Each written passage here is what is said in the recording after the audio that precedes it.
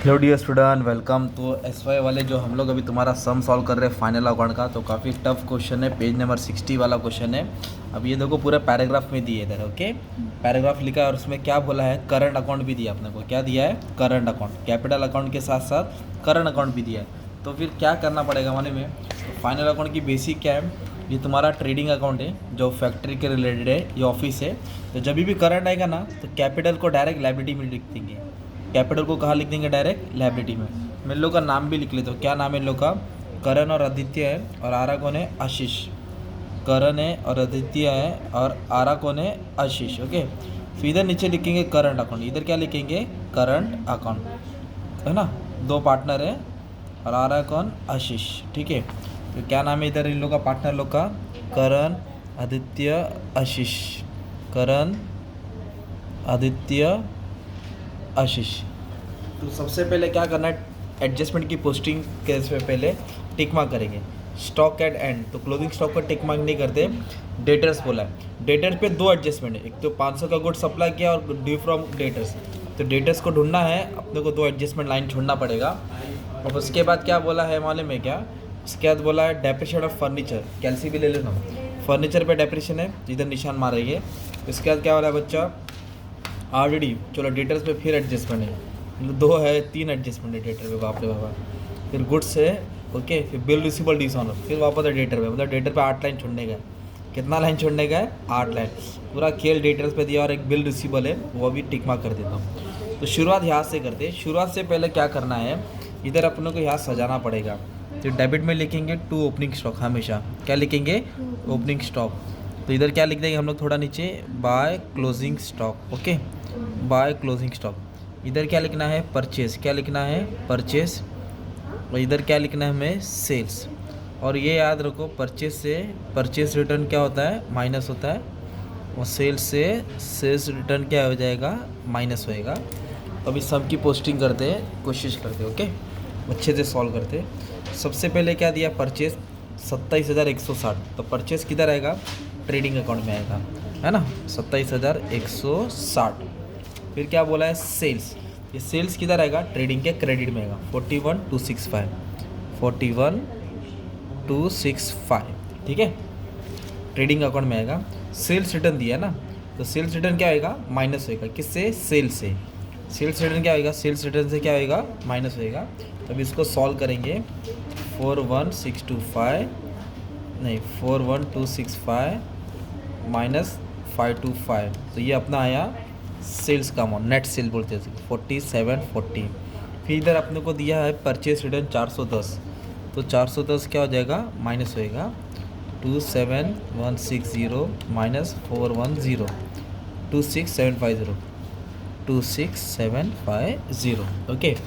फिर इसके बाद क्या बोला है? Doubtful debts. तो ये प्रॉफिट एंड लॉस में आता है। क्रेडिट है ना, तो उसका कोई रूल मत याद करो, डायरेक्ट क्रेडिट में ही डाल दो आरडीडी को, ओके। बैड डेट्स को डेबिट में लिखेंगे हम लोग, याद रखना। बैड डेट डेबिट में आएगा और RDD credit. New bad debts add हो गया, है ना। न्यू आरडीडी ऐड होगा, पर आरडीडी को किधर डाला? क्रेडिट में डाला, क्योंकि इसका बैलेंस क्रेडिट में दिया है। डेटर्स एसेट्स होता है और क्रेडिटर्स लायबिलिटी। तो डेटर्स को क्या करना है आपको मालूम है क्या? ये लायबिलिटी से ये एसेट है। अब डेटर्स में अपने को 8 लाइन छोड़ना पड़ेगा भाई। तो कितना दिया डेटर्स मालूम है? 44,020। इधर लिखेंगे 44,020। Dishonour, good supplied, bad debts, RDD, ऐसा करके सिखाता हूँ। फिर उसके बाद अपने को क्या करना है मालूम है क्या? क्रेडिटर्स बोले, ओके। तो क्रेडिटर्स क्या होता है? लायबिलिटी होता है, तो उसको लायबिलिटीज में डाल देंगे। क्रेडिटर्स क्या लिख दिया? क्रेडिटर्स 12,553। फिर आपको बोला है बिल रिसीवल। तो बिल रिसीवल एसेट होता है और बिल्स पेबल लायबिलिटी। तो बिल रिसीवल पे भी एडजस्टमेंट है, तो इसको इनर कॉलम में लिख देंगे, ठीक है। कितना है बिल रिसीवल? 12,007। अमाउंट बहुत चिल्लर दिया, ठीक है। और बिल्स पेबल लायबिलिटी होता है, ओके। बिल्स पेबल आपका लायबिलिटी है 1195। फिर इधर बोला स्टॉक, ये ओपनिंग स्टॉक है, तो ट्रेडिंग अकाउंट में आएगा 3972। तो ओपनिंग स्टॉक एकदम स्टार्टिंग में लिखेंगे ना, 3972, ठीक है। ये ओपनिंग स्टॉक हो गया। अब बोला कैरेज इनवर्ड, तो कैरेज इनवर्ड ट्रेडिंग में आएगा और carriage outward profit and loss में आएगा। माल लाने का खर्चा है ना 1718। तो इधर लिखेंगे कैरेज इनवर्ड, ठीक है। To carriage inward 1718। नेक्स्ट क्या बोला आपने को, ऑफिस सैलरी। तो ये ऑफिस का खर्चा होता है, तो ऑफिस का खर्चा प्रॉफिट एंड लॉस में आएगा। यदि लिखेंगे टू ऑफिस सैलरीज। ओके, इसका अमाउंट दिया 980, एडजस्टमेंट नहीं है तो अमाउंट बाहर डाल देंगे। अब बोला फर्नीचर, बंगला, गाड़ी, बैंक बैलेंस। तो फर्नीचर आपका क्या होता है, एसेट्स होता है। कितना दिया फर्नीचर, 2050। यदि लिखेंगे फर्नीचर 2050। पोस्टेज है ना, पोस्टेज, प्रिंटिंग, ऑफिस एक्सपेंस है ना, general expense, travelling expense, interest, discount, commission, profit and loss में आएगा। Rent profit and loss, bad debts profit and loss. तो पोस्टेज आया 1393। इधर लिखेंगे पोस्टेज है ना, पोस्टेज का अमाउंट दिया 1393। फिर रेंट बोला तो रेंट भी इधर ही आएगा, ठीक है। Rent, rate, insurance 420। Bad debts बोला, बैड डेट्स भी इधर ही आएगा, 40 रुपये दिया। अरे बाप रे। और इस पर एडजस्टमेंट है तो वो ऐड होने वाला है, डेटा से माइनस हो गया ना। प्रीपेड है ना, अगर इंश्योरेंस रहता तो प्रॉफिट एंड लॉस में आता, प्रीपेड है तो एसेट में आएगा, वेजेस रहता तो ट्रेडिंग में आता, आउटस्टैंडिंग है तो लायबिलिटी में आएगा। घुमा के दिया। प्रीपेड क्या होता है आपका, एसेट्स होता है। इधर लिखेंगे प्रीपेड इंश्योरेंस, क्या लिखेंगे, प्रीपेड कितना दिया प्रीपेड इंश्योरेंस 24। फिर उसके बाद बोला है आउटस्टैंडिंग वेजेस, क्या बोला है, आउटस्टैंडिंग। तो आउटस्टैंडिंग क्या होता है तुम्हारा, लायबिलिटी सर। तो इधर डालेंगे आउटस्टैंडिंग वेजेस, क्या डालेंगे, आउटस्टैंडिंग वेजेस 120। फिर बोला rent accrued but not paid, मतलब रेंट देना था पर दिया नहीं, तो ये भी लायबिलिटी होता है। आउटस्टैंडिंग रेंट, इसको भी आउटस्टैंडिंग बोलते हैं ना। इधर लिखेंगे आउटस्टैंडिंग रेंट 90 रुपये, ठीक है। बहुत वर्ड घुमा के दिया है। फिर बोला कैपिटल अकाउंट, अब इधर करंट भी दिया है ना आपको, तो जब करंट दिया रहेगा ना तो ये कैपिटल को लायबिलिटी में डालेंगे। जब करंट दिया रहेगा तो कैपिटल को, और कैपिटल का बैलेंस क्रेडिट है तो 3 पार्टनर है, राइट। तो करंट का कितना 21,500 है, फिर 21,000 है, फिर 32 है। और अभी तीनों को ऐड करके अमाउंट क्या कर देंगे हम लोग, बाहर डाल देंगे, तो 74,500 आ जाएगा, ठीक है। फिर उसके बाद क्या बोला है, करंट अकाउंट, क्या बोला है, ये कैश तीनों को इसमें डाल दिया। करंट अकाउंट देखो किसका दिया है, करण, आदित्य, आशीष, तीनों को दिया है। तो इधर लिखेंगे, पर अमाउंट देखो ना डेबिट में दिया है, कहाँ से साइड में दिया है, डेबिट में। ये डेबिट में ही जाएगा, कौन सा अकाउंट में जाएगा, करंट अकाउंट। इधर लिखेंगे टू बैलेंस ब्रॉट डाउन, अगर क्रेडिट में दिया रहता तो अब इधर लिखते बाय बैलेंस ब्रॉट डाउन। कितना है, 5,500 है, फिर 5,200 है, फिर 6,200 है, ओके। फिर बोला है कैश, बंगला, रोकड़ा, बैंक बैलेंस। ये कैश क्या होता है, एसेट होता है। कितना कैश इंडेंट है, 20,444, ये कैश हो गया ना। अब अपने को एडजस्टमेंट सॉल्व करना है, ठीक है। तो एडजस्टमेंट पहले बेसिक वाला करते, क्लोजिंग स्टॉक। एडजस्टमेंट को 2 बार लिखते हैं, तो क्लोजिंग स्टॉक किधर रहेगा, ट्रेडिंग के क्रेडिट और एक एसेट्स में आएगा। 20,000 है, फटाक से लिख देते हैं, क्लोजिंग ट्रेडिंग के क्रेडिट है ना, और स्टॉक जो भी बचा क्या होता है, एसेट होता है। स्टॉक लिख दिया एट दी एंड, या क्लोजिंग स्टॉक लिख दो। तो क्लोजिंग स्टॉक को 2 इफेक्ट दे दिया, ट्रेडिंग के क्रेडिट और एक एसेट्स, 2 इफेक्ट। ये डेटर्स वाला रुक के करा था, डेप्रिशिएट बोला है, फर्नीचर पे 10%, तो फर्नीचर पे 10% माइनस करेंगे। डेप्रिशिएट मतलब वैल्यू कम हो रहा है ना, तो 205 आएगा। कितना आएगा, 205 माइनस 205, 1845, ठीक है। और डेप्रिसिएशन क्या होता है, माइनस होता है। माइनस क्यों, क्योंकि वैल्यू कम हुई। और एसेट्स में जो भी माइनस करेंगे, दूसरा भाग किधर आएगा, प्रॉफिट एंड लॉस के डेबिट में। किधर आएगा, प्रॉफिट एंड लॉस के डेबिट में। To depreciation on furniture 205, okay. ये भी इजी था। अभी बोला 500 का गुड्स था, डिस्ट्रॉय बाय फायर, सत्यानाश हो गया, और इंश्योरेंस क्लेम कितना मिल रहा है, 200। तो गुड्स जा रहा है, लॉस बाय फायर, तो इधर लिखेंगे by goods loss by fire. Credit में क्यों लिखा, क्योंकि गुड्स गया है ना। कितना का गुड्स था, 500। Loss by fire, distributed free sample है ना, टेकन बाय पार्टनर, इधर ही आएगा। बट इधर बोला है 500 का जो गुड्स गया उसमें से 200 रुपया क्लेम है, मतलब इंश्योरेंस कंपनी पे कर रही है, तो 200 रुपये आने वाला है। इधर लिखेंगे इंश्योरेंस क्लेम रिसीवेबल, क्या लिखेंगे, इंश्योरेंस क्लेम रिसीवेबल 200। और गुड्स कितने का था, 500, कितना क्लेम होएगा, 200।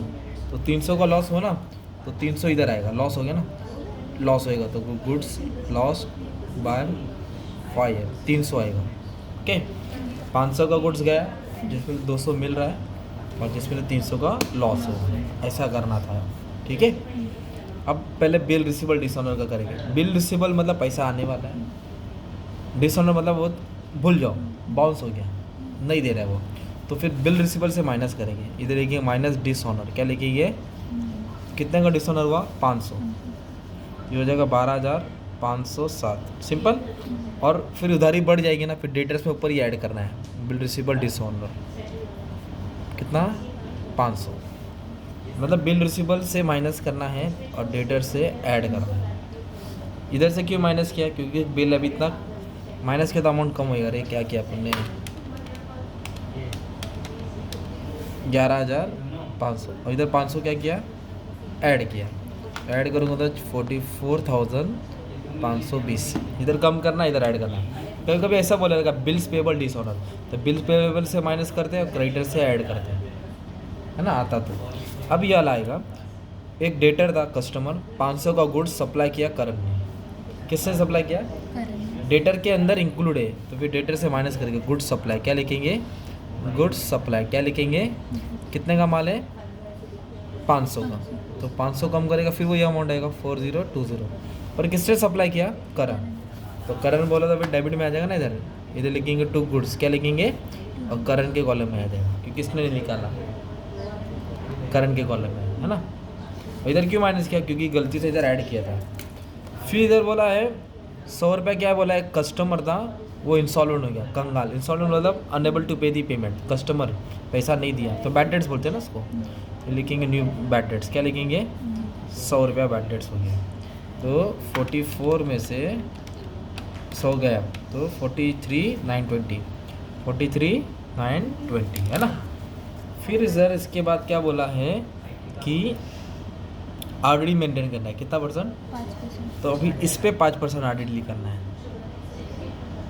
किस पे, ये अमाउंट पे 5% आरडी, 2196, कितना आया, 2196, इसमें से ये क्या कर देंगे, माइनस कर देंगे, 4 कितना है, 43,920, तो आपको आया 41,724, कितना है, 41,724, ठीक है।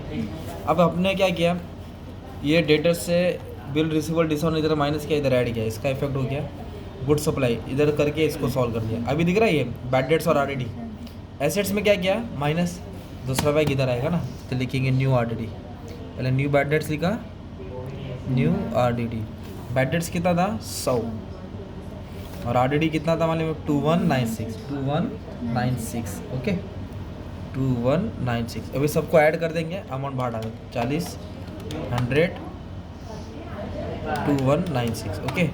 तो मतलब उन लोग, आप लोग क्या कर सकते हैं, ये आरडी का अमाउंट माइनस कर सकते हैं ना, पर हमने क्या किया, आरडी को किधर लिखा, क्रेडिट में लिखा, ये 1520 क्वेश्चन में था ना आरडी, तो मैंने इसको माइनस नहीं किया, देखो ना ये 1520 आरडी है ना, इसको मैंने क्रेडिट में लिखा। अब यहाँ आ जाएगा तो क्या हो जाएगा, माइनस हो जाएगा। एक तरफ से तुम्हारा सब पोस्टिंग हो गया ऑलमोस्ट, है ना।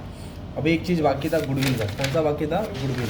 देखो ना, पार्टनर ने कितना लाया था, 32,000 लाया था, रेशियो कितना था, 3:2, उसमें 6,000 क्या बोले उसका, गुडविल है ना, तो 6,000 को 3:2 में बांटेंगे, 6,000 को किस में बांटेंगे, तो 6,000 को पहले 5 से डिवाइड करेंगे, राइट, 1200 आएगा, मतलब 3600 और 2400 आ रहा है, तो गुडविल करके लिखेंगे इधर, क्या करके लिखेंगे, गुडविल, तो गुडविल को बांटने का, इसको 2400 नहीं, इसका 3600, 3 हिस्सा, इसका 2 हिस्सा, 2400, यही बस इतना एक इफेक्ट आएगा इसका। गुडविल है ना 6,000, उसको बांटने का, रेशियो क्या था, 3:2, तो ये तुम्हारा सम का पोस्टिंग हो गया। फिर तुम लोग सॉल्व करेंगे तो आपको ग्रॉस प्रॉफिट आएगा, क्या आएगा, ग्रॉस प्रॉफिट को उधर ट्रांसफ़र करेंगे तो नेट प्रॉफिट आएगा, 3:2:1 में बांटेंगे ना, फिर ये करंट अकाउंट में जाएगा, किधर जाएगा, इधर आएगा, तो इसका बैलेंस किधर आएगा, बैलेंस शीट में, तो सब तुम्हारा टैली हो जाता है। इस तरह ये सब सॉल्व करने का था फाइनल अकाउंट, 20 मार्क का सम आएगा एग्जाम में, ठीक है। Thank you very much.